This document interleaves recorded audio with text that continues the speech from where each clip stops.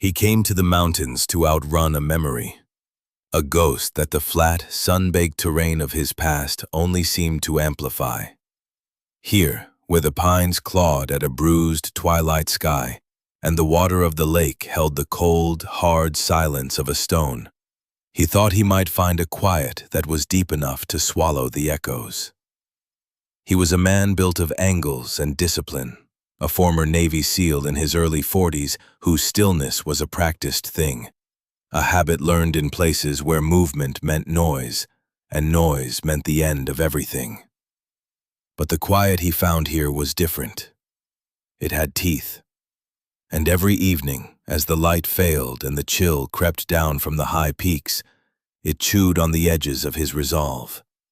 He thought that if he could just hold out long enough, the silence would eventually consume the sound he carried inside him. He was wrong.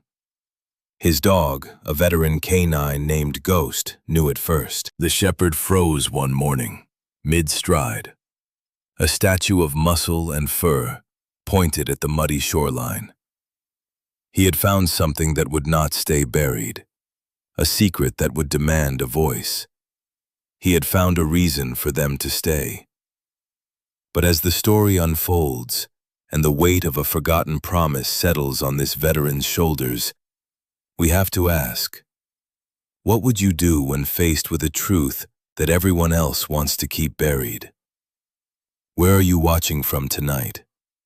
Let us know in the comments. And if you believe in second chances and the quiet miracles that bring them, like and subscribe to our channel, and let this story find its way to you. Thorn watched the dog. He always watched the dog. Ghost was more than a companion. He was a barometer for the world, an early warning system whose senses painted a picture Thorn could only guess at. The German shepherd stood with the rigid posture of a pointing hound, but there was no scent of deer or bear on the wind. His ears were swiveled forward, his head low, and the breath Thorn could see misting in the cool morning air was shallow, controlled. This was not the posture of a hunter.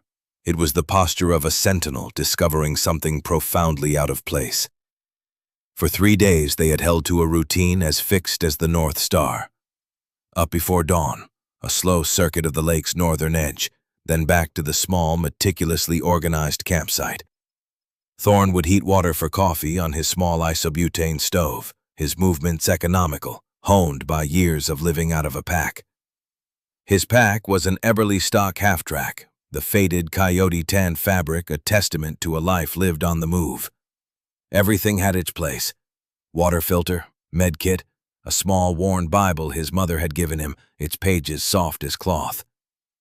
He wore the same clothes every day, a red and black plaid flannel shirt, olive cargo pants, and a battered M65 field jacket that served as a shield against more than just the cold. On his wrist, a military-issue watch ticked with relentless precision, measuring out the seconds of this self-imposed exile. Ghost would sit beside him, not begging, not waiting for a handout, but observing. The dog's muzzle was a distinguished silver gray, the mark of a veteran who had seen as many deployments as the man beside him. They shared a silence that was comfortable, a language spoken in the slight shift of weight, the tilt of a head, the shared glance across a crackling fire. Ghost was, Thorn had dryly noted on more than one occasion, a deeply judgmental animal. A poorly pitched tent, a clumsy cast of a fishing line, an inefficient use of firewood, all would be met with a long, suffering sigh from the shepherd that seemed to convey a profound sense of disappointment in his human partner's declining standards. But this morning there was no judgment, only an unnerving, absolute focus. Thorn set his tin coffee cup down on a flat rock. The liquid was still steaming, but the warmth felt distant. He moved toward the dog, his worn leather boots making no sound on the pine needle-strewn ground. He didn't call his name. Ghost was working. Thorn stopped a few feet behind him, following the dog's intense gaze. It was fixed on a spot where the lake had receded, exposing a wide, soft expanse of dark mud pockmarked by the tracks of raccoons and wading birds. The water level was the lowest it had been in years, the locals in the small town of Lakeview had said.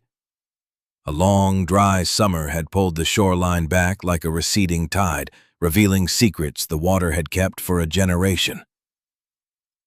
"What is it, boy?" Thorne's voice was a low rasp, rough from disuse. Ghost didn't move, but a low whine, barely audible, vibrated in his chest. It was a sound of confusion, of an anomaly that his training couldn't categorize. He took a hesitant step forward, then another, his paws sinking into the soft mud. He stopped again, sniffed the air, then the ground, and then he began to dig. It wasn't the frantic, playful digging of a pet burying a bone. It was methodical, purposeful. Paws moved with deliberate force, slinging wet earth behind him. Thorne walked to the edge of the muck, his eyes scanning the area. He saw nothing. Just mud, a few half-buried stones, the bleached white of a piece of driftwood. But he trusted the dog. Ghost's instincts had saved his life more than once in places where the difference between a patch of disturbed earth and solid ground was the difference between going home and being sent home. He waited, his posture as still as the shepherd's had been moments before. The only movement was the slow sweep of his eyes, mapping the terrain, noting the gentle slope of the land that continued down beneath the water's surface. He was standing on what was once a hillside. The lake was a man-made reservoir, a valley drowned to provide power and water to towns miles away. Ghost let out a soft bark and backed away from the hole he'd dug. He looked at Thorne, then back at the hole, a clear and urgent invitation. Thorne moved forward, his boots squelching in the mud. In the shallow depression, something dark and angular was emerging from the clay. It was metal. Rusted, but unmistakably man-made. He knelt, his knees sinking into the cold wetness. He pulled his folding knife from his pocket, its blade clicking open with a familiar, comforting sound. He used the tip to scrape away more of the mud. It was a box. A metal box, about the size of a shoebox, with a hinged lid and a small, arched top. The front had a slot, now clogged with silt. He scraped more mud away and saw the faint, embossed lettering. U.S. Mail. It was a mailbox. An old, rural-style mailbox, half swallowed by the earth. It was standing upright, attached to a rotted wooden post that had been sheared off at the base. It wasn't just a piece of debris washed ashore. It had been planted here. It had stood here, waiting, while the water rose around it decades ago. A strange feeling, cold and heavy as the lake water, settled in Thorne's chest. It was the feeling of standing on consecrated ground, a place where a story had ended. He looked at Ghost, who sat patiently a few feet away, his tail giving a single, slow thump against the mud. The dog had known. He had sensed the ghost of a life lived here, the echo of a purpose that had refused to be washed away. Thorne worked his fingers under the lip of the mailbox door. It was rusted tight, sealed by time and pressure. He didn't want to force it. He used his knife to carefully pry and scrape around the edges, clearing the compacted silt. The metal groaned in protest. With a final, sucking pop, the seal broke and the door swung open on a single, groaning hinge. He expected it to be full of water and mud, a hollowed-out shell. But it wasn't. Tucked inside, wrapped in what looked like oilcloth, was a bundle. It was damp, but not soaked. The oilcloth had done its job, for the most part. His hands, steady and sure from years of disarming far more dangerous packages, reached in and gently lifted the bundle out. It was heavier than he expected. He carried it back to the solid ground of his campsite and laid it on the flat rock beside his cold coffee. Ghost followed, nosing the package curiously before lying down with his head on his paws, watching Thorn with intelligent, expectant eyes. Thorn carefully unwrapped the oilcloth.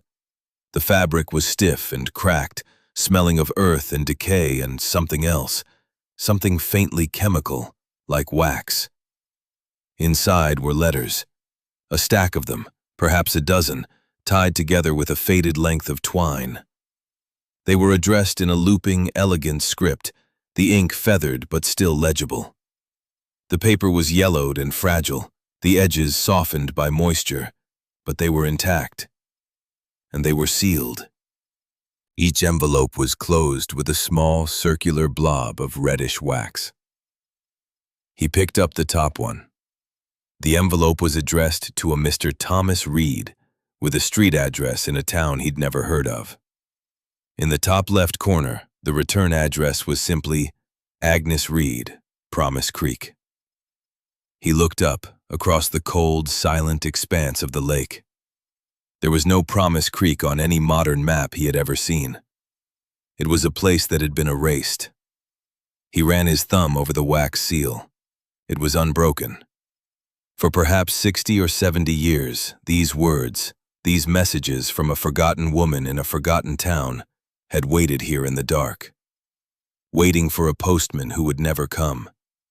Waiting for a drought to reveal them. Waiting for a dog with a memory for things that were out of place. The weight in his chest was no longer cold. It was something else now, something that felt like responsibility. This wasn't just debris. This was a testament. He had come here to be silent, to let the past fade into the noise of the wind and the water. But the past had a way of finding you, and this past, it seemed, had found him through a rusted mailbox and a stack of sealed letters. He looked at Ghost, who met his gaze without flinching. The dog had not found a thing. He had found a duty. And now it was Thorn's. He spent the rest of the day in a state of quiet contemplation. He did not open the letters. To do so felt like a violation, a trespass on a private grief. Yet to leave them here, to rebury them or cast them into the water, felt like a different kind of desecration. They were a message in a bottle, and he was the one who had found it washed ashore. The military watch on his wrist ticked on, each second a reminder that time moved in only one direction. But here, with this bundle of paper from a drowned world, time felt layered, circular. The past was not behind him. It was beneath his feet. He packed the letters carefully back into the oilcloth and stowed them in a dry bag inside his pack. The mailbox itself he left where it was, a lonely sentinel at the water's edge. It was a marker, a headstone. As evening fell, he built a small fire. The flames pushed back the encroaching darkness, but they couldn't touch the cold that had settled deep in his bones. He thought of the Sangin Valley in Afghanistan, of the dust that tasted of metal and the heat that pressed down like a physical weight. He thought of Sergeant Miller, his partner, bleeding out on a rooftop while Thorn made the call to complete the mission. They had gotten the high-value target. The operation was a success. But Thorn had left a man behind. He had chosen the objective over the person. The memory was not a story he told himself. It was a physical sensation, a tightening in his gut, the phantom smell of cordite and iron. He looked at Ghost, whose quiet, solid presence was a constant rebuke to that memory. The dog had been there too. He had seen it all. And in the years since, Ghost had become the anchor that kept Thorn from drifting away completely. The dog's loyalty was absolute, uncomplicated. It was a standard Thorn felt he could no longer meet. But these letters, they were different. This wasn't a mission objective assigned by a distant command. This was a duty that had risen from the mud, delivered by his only partner. This was a choice. He could walk away, hike out in the morning, and leave the ghosts of Promise Creek to their watery grave. Or he could stay. He could see it through. He could, for the first time in a long time, choose to carry something for someone else. The next morning he broke camp. Not to leave, but to move. He packed his gear with his usual efficiency, but his movements were different. There was a new purpose in them. He loaded his pack, settled it onto his shoulders, and gave Ghost a quiet command. Heel. They didn't head for the trail leading out. They walked the 2 miles into the small, sleepy town of Lakeview, a collection of clapboard buildings nestled in a fold of the mountains. It was a town that owed its existence to the very lake that had drowned Promise Creek.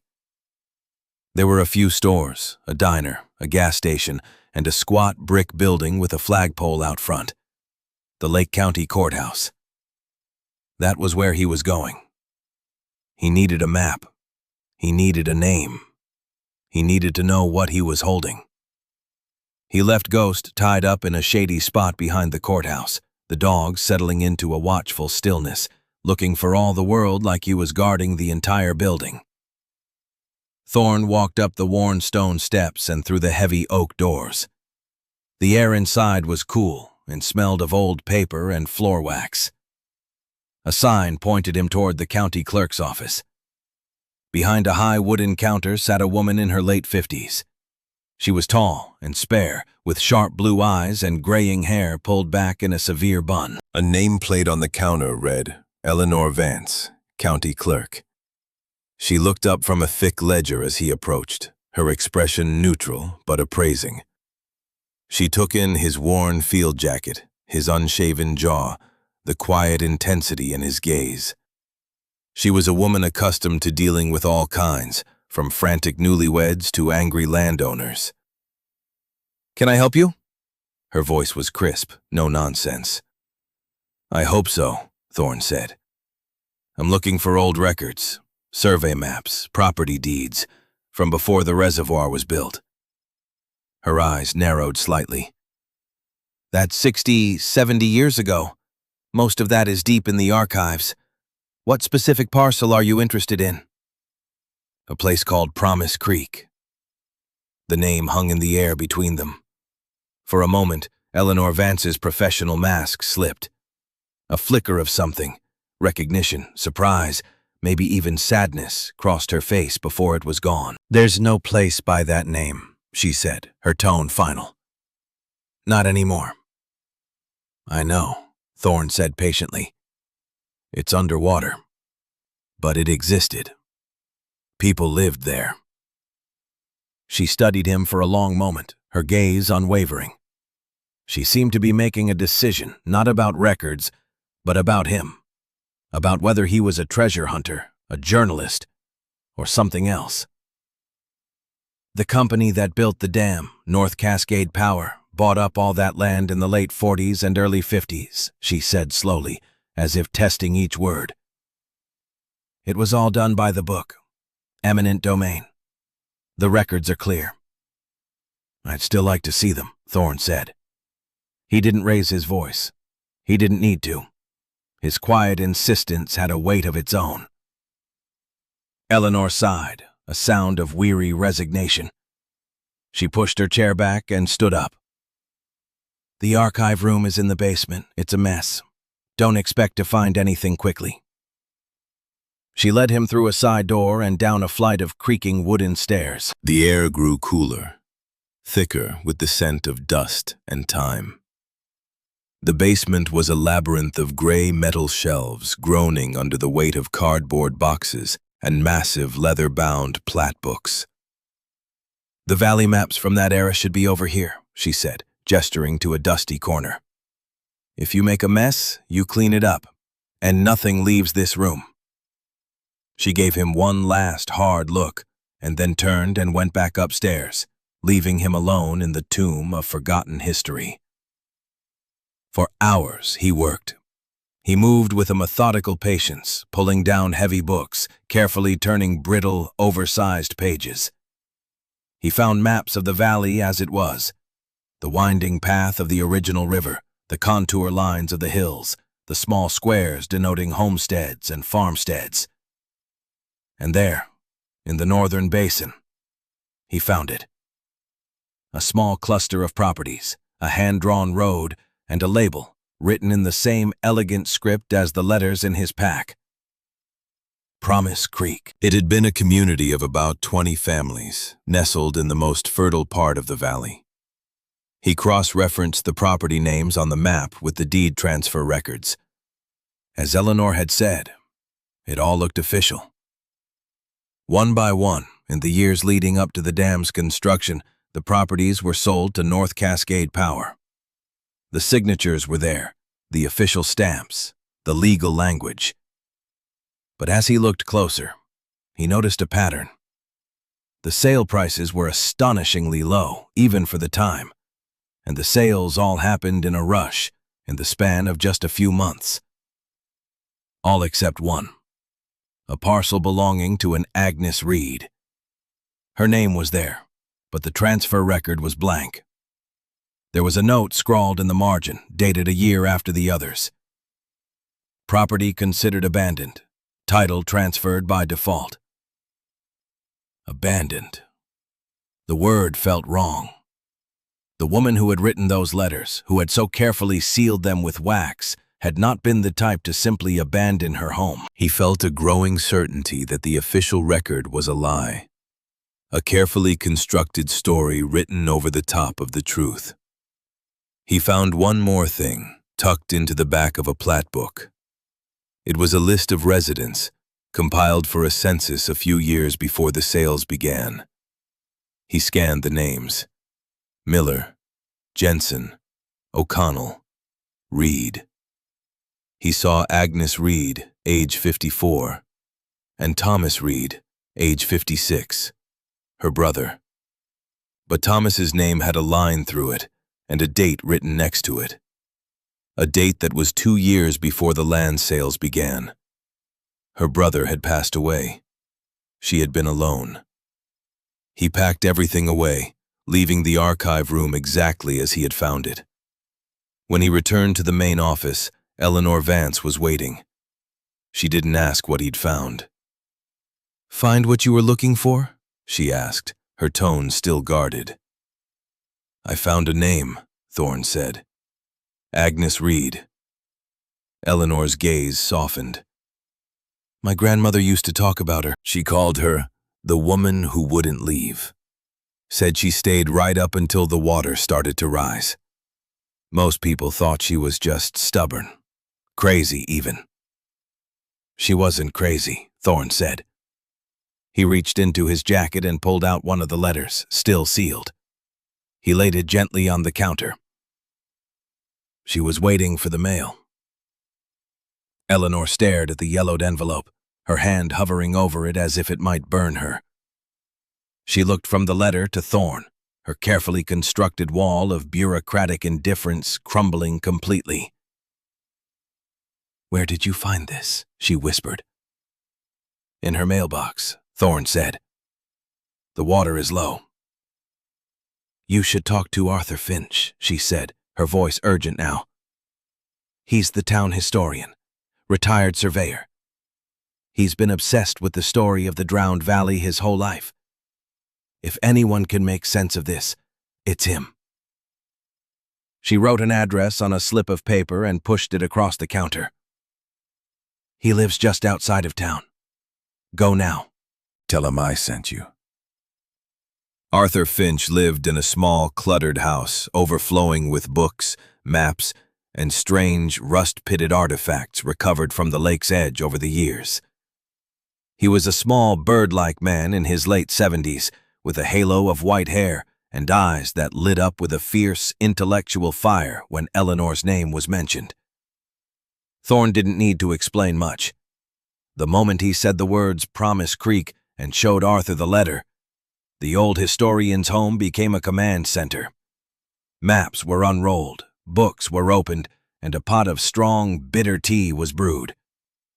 Thorne retrieved Ghost from behind the courthouse, and the dog was welcomed into Arthur's house with a reverence usually reserved for visiting dignitaries.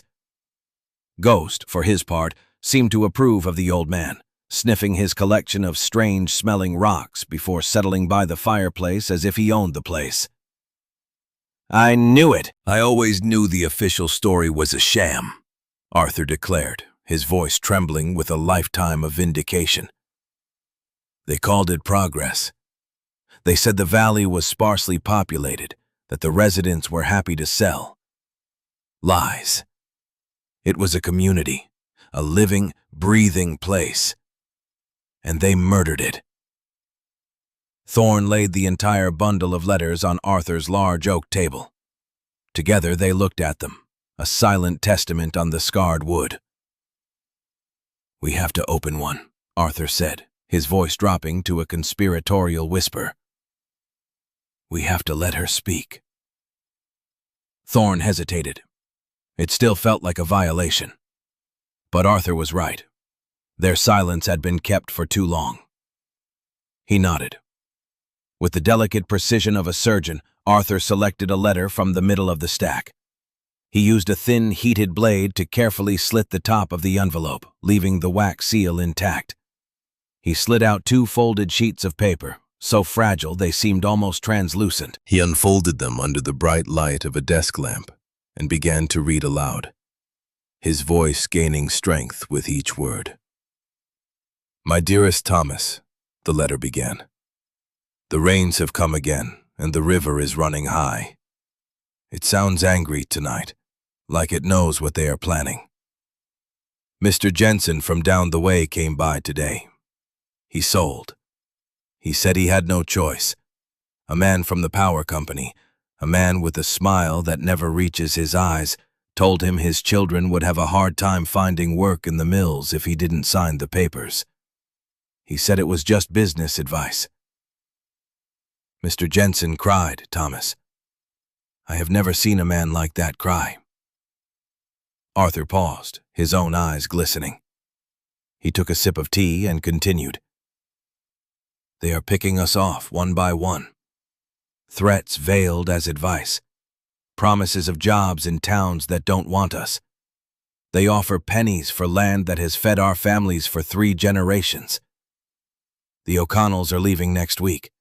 Mary stopped by with a jar of her spiced pears. She said it was for my winter pantry. We both knew it was a goodbye. We stood on the porch and didn't say a word, just watched the sun set over the ridge. How can a thing of such beauty be a witness to such ugliness? I will not sell, Thomas. This house is the last piece of you I have. This land holds you. It holds Mama and Papa. If I leave, who will tend their graves? The man with the dead eyes told me the company would handle the relocation of the cemetery.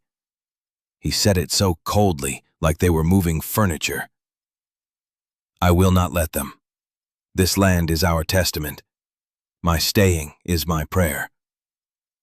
I write to you every week, though I know you cannot answer. I put the letters in the box, a little act of faith against the rising tide. As long as the box is there, as long as my words are in it, we are still here. We are not forgotten. Your loving sister, Agnes. When Arthur finished reading, the room was silent, save for the ticking of a grandfather clock and the soft, rhythmic breathing of the sleeping dog by the fire. The letter was not just a story of injustice. It was a portrait of courage, of a quiet, stubborn faith in the face of overwhelming power. Agnes Reed had not been a victim. She had been a soldier, fighting the only way she knew how, with ink and paper and the sheer force of her will. North Cascade Power was bought out in the 70s, Arthur said, his voice thick with emotion, by a larger conglomerate. And then they were bought out. It's all been folded into a new entity, a slick, modern investment group called Pioneer Holdings. Thorne felt a cold knot tighten in his stomach. He had seen their signs on the drive-in. Pioneer Holdings Group, building tomorrow's future. They were buying up huge tracts of land all around the lake, planning a luxury resort and golf course. His quiet patch of wilderness was about to become the 18th hole. They're not just building a resort, Thorne said, the pieces clicking into place. They're burying the past for good. If the water level stays this low, people will start finding things. They need to control the shoreline. They need to make sure Agnes Reed stays silent. Arthur looked at him, his old eyes sharp and clear. She's not silent anymore, son. You found her voice.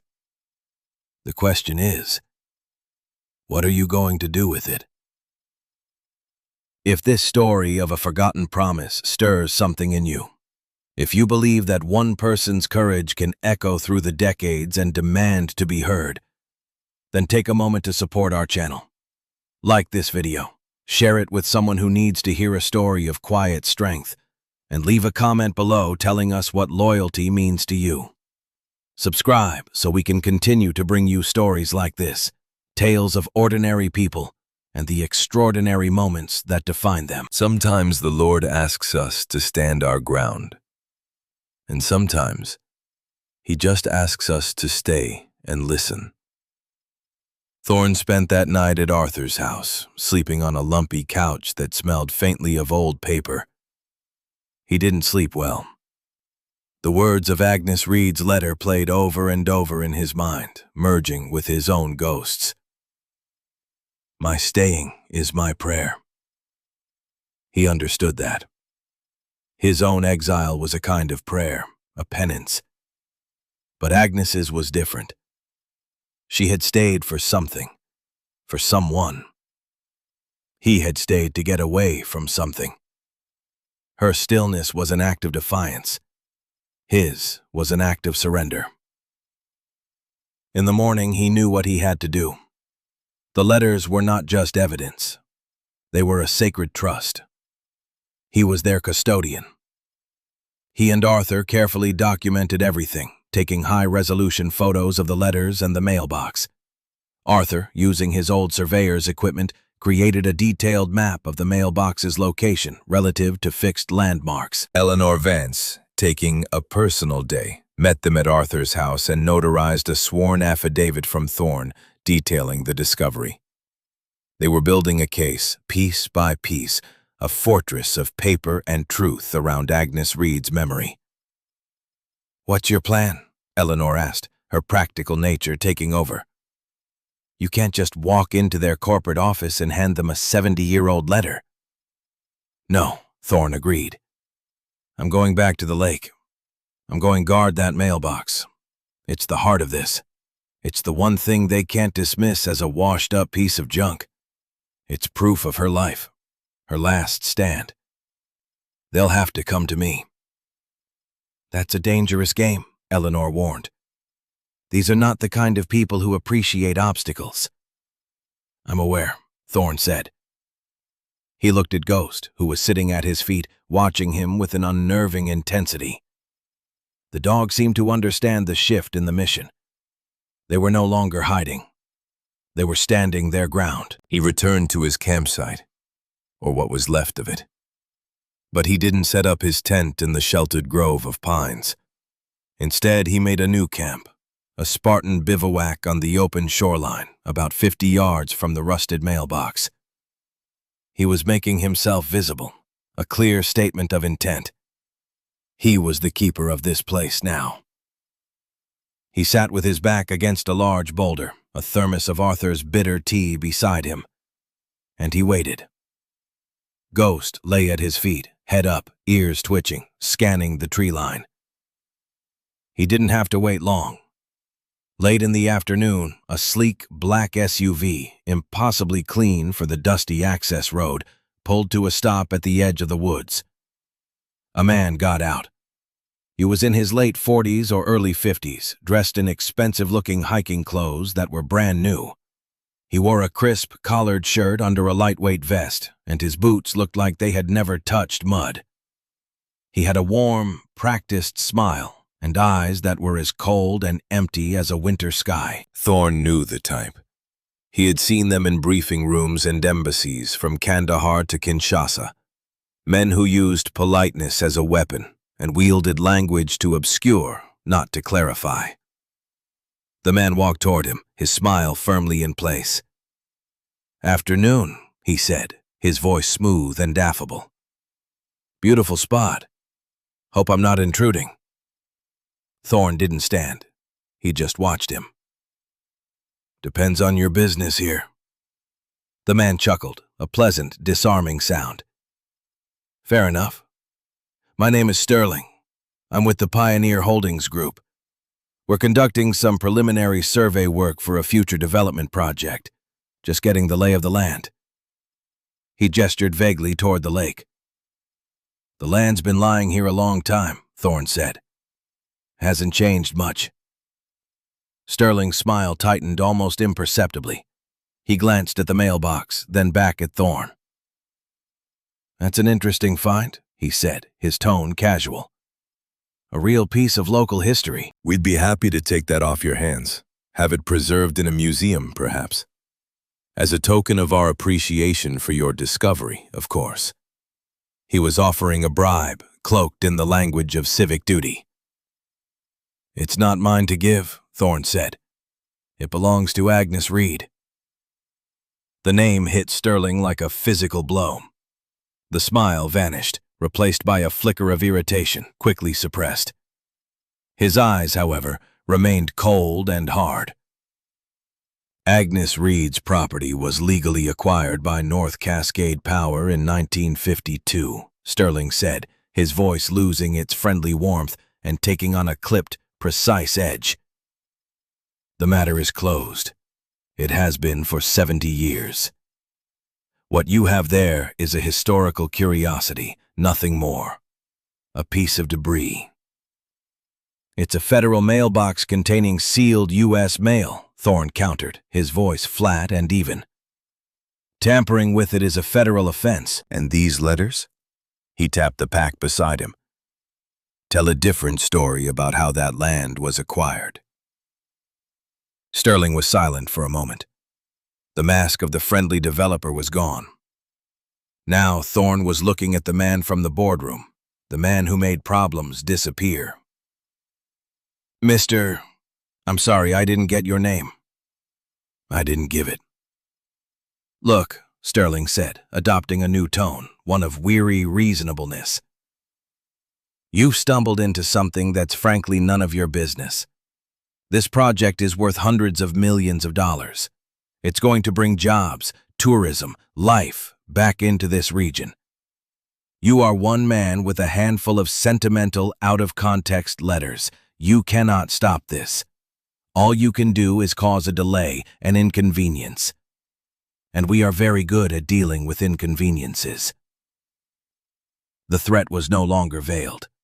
It was laid bare on the muddy ground between them.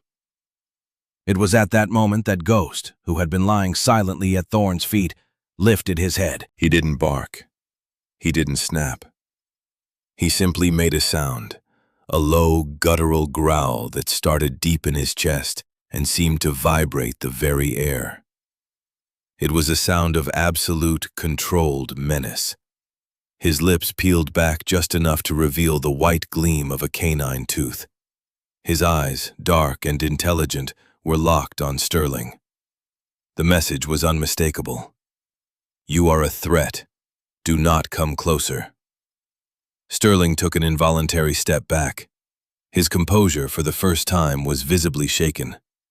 He looked from the dog to the man, and he seemed to finally understand that he was not dealing with a simple squatter or a deluded treasure hunter. He was dealing with something else entirely. "Keep your dog under control," Sterling snapped, his voice tight. "He is under control," Thorne said quietly. "He's just a good judge of character."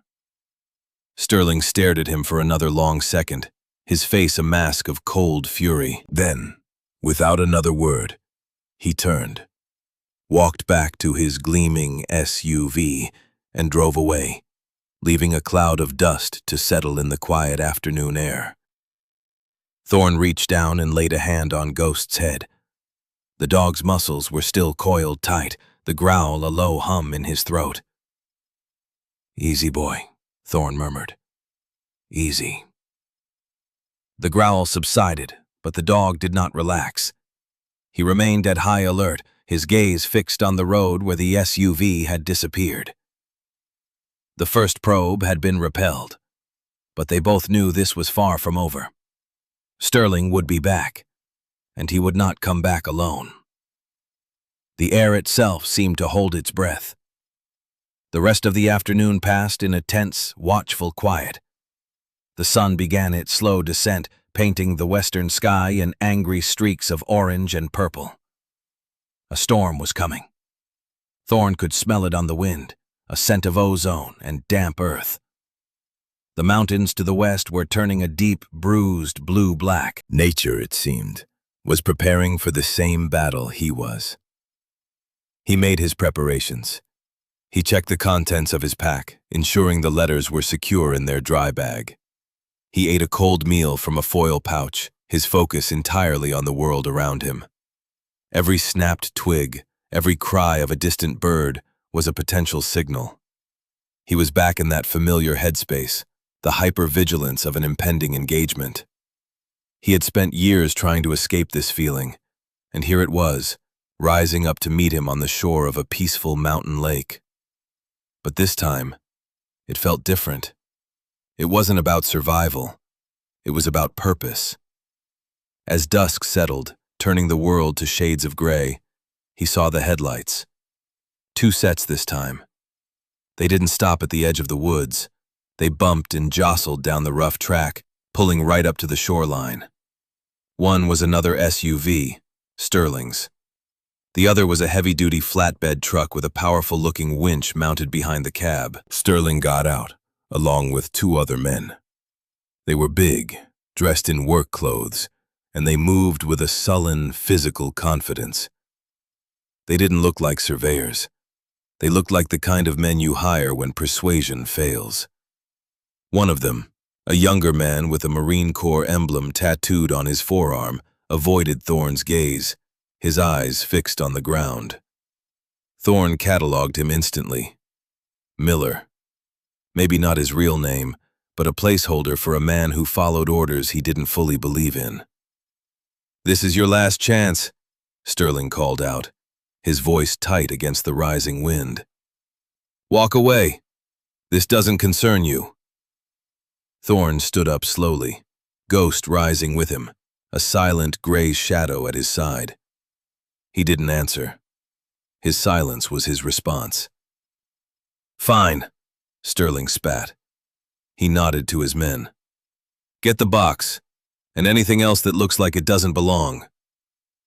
The 2 men started forward, one of them unspooling a heavy chain and hook from the winch. The wind was picking up now, whipping Thorne's jacket and tearing at the surface of the lake, turning it from glass to a choppy gray chaos. The first drops of rain, cold and heavy, began to fall. "You don't want to do this," Thorne said, his voice low but carrying over the wind. The lead man, a burly figure with a thick neck, just smirked. "Don't I?" As he approached the mailbox, Thorne took a step to intercept him. He wasn't going to fight them, not in the way they expected. He was just going to be in the way. A body, an obstacle, a problem. But as he moved, the world erupted. A brilliant fork of lightning split the sky, followed an instant later by a deafening crack of thunder that shook the ground.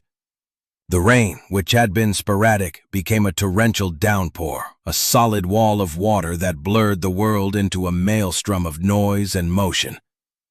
In the disorienting flash of the lightning, Thorne saw the younger man, Miller, stumble near the winch truck. The truck, parked on the soft, muddy slope, shifted under the sudden deluge. There was a sharp, metallic crack.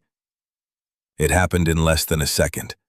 The anchor point for the winch chain, improperly secured to the truck's frame, snapped under the sudden lurch of the vehicle. The heavy chain, no longer under tension, whipped through the air like a striking snake, a black blur of iron in the storm-lit gloom. It was heading directly for Thorne. He saw it coming, his body tensed, ready to move, to absorb the blow. But he wasn't fast enough. Or rather, something else was faster. Ghost, with a guttural bark that was torn away by the wind, launched himself from Thorn's side. He didn't hesitate. He didn't calculate. He moved with the pure, selfless instinct of a protector. He intercepted the flying chain with his own body. Thorn heard the sickening, wet thud of the impact, followed by a sharp yelp of pain that cut through the roar of the storm. The dog was thrown sideways, landing in a heap in the mud. He tried to get up, his legs scrambling, but his back end wouldn't cooperate. He let out another cry, a sound of confusion and agony that shattered Thorn's world. Everything stopped.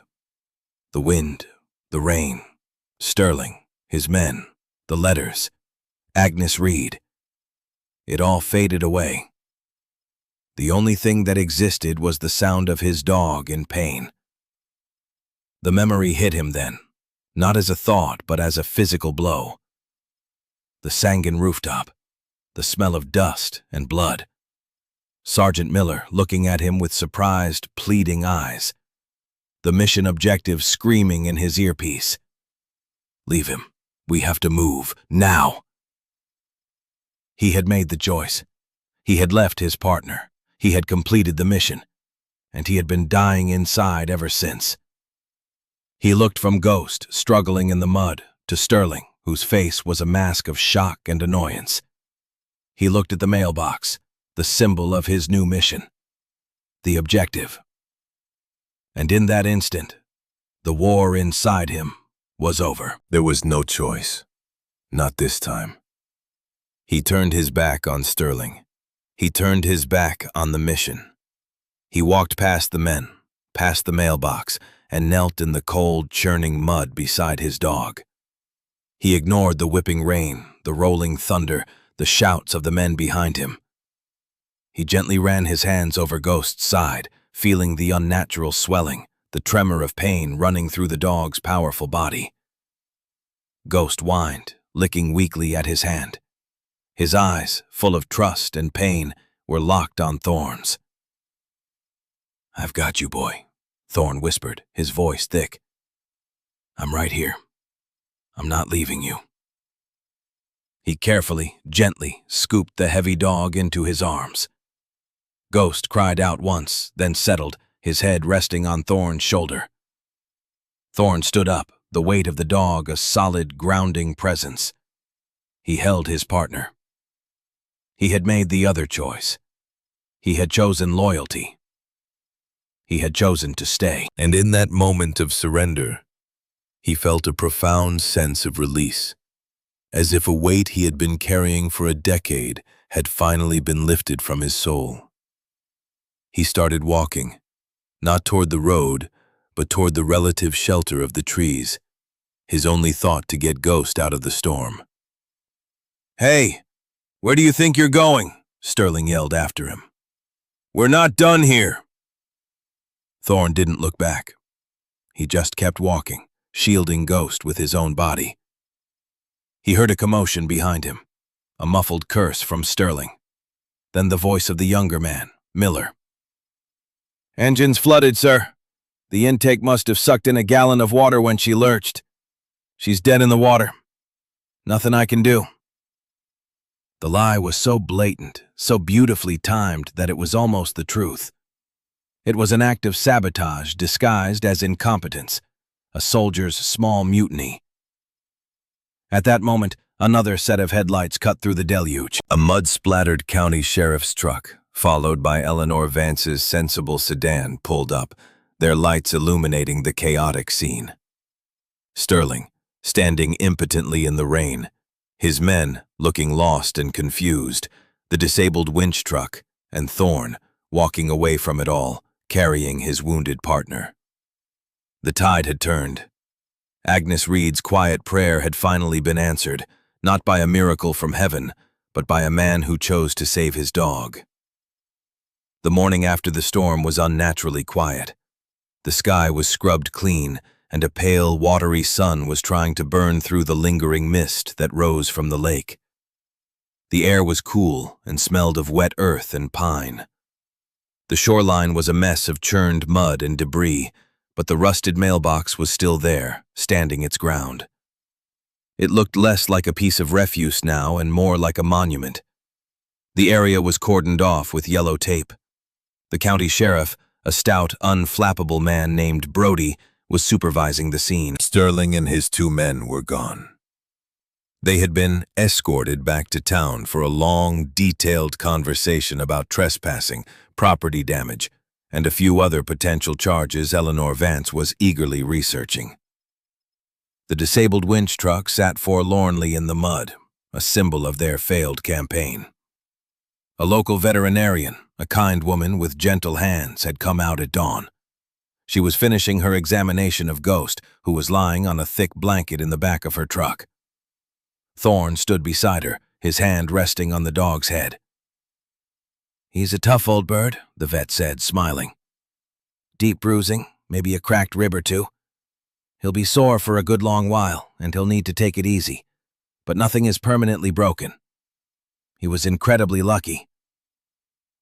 Thorne knew it wasn't luck. It was a choice. A price paid. He looked at Ghost, whose tail gave a weak but steady thump against the blanket. The dog had done his duty, and for the first time, Thorne felt he had done his. Sheriff Brody walked over, a steaming mug of coffee in his hand. He offered one to Thorne, who took it with a grateful nod. "Eleanor and Arthur are filing an injunction this morning," Brody said, looking out at the mailbox. "Citing historical preservation statutes. It'll tie Pioneer Holdings up in court for years.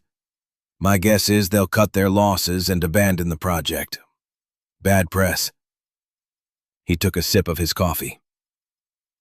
"You did a good thing here, Thorne. A lot of people had forgotten that valley even had a name." Thorne didn't say anything. He just watched as a team, organized by Arthur, began the painstaking work of documenting the site. They weren't recovering artifacts. They were preserving a scene.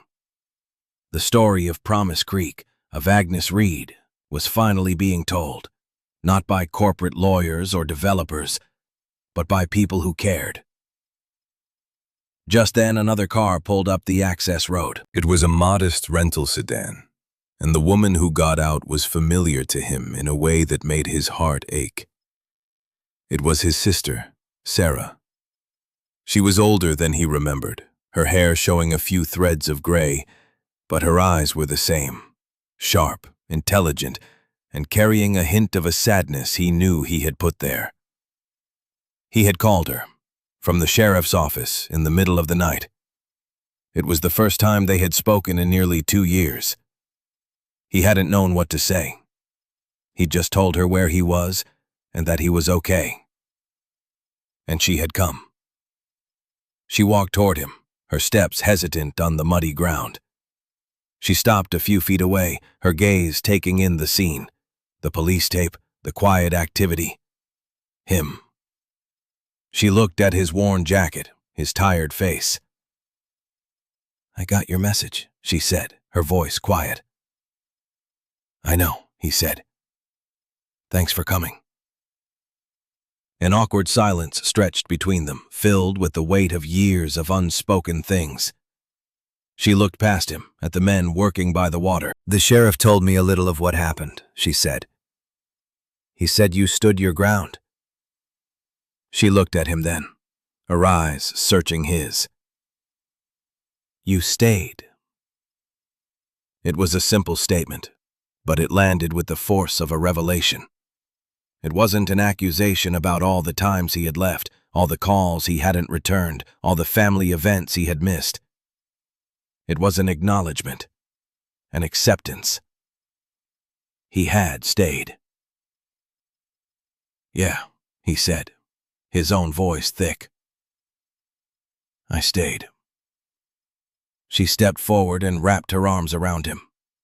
It was a tentative hug at first, then it became firm, real.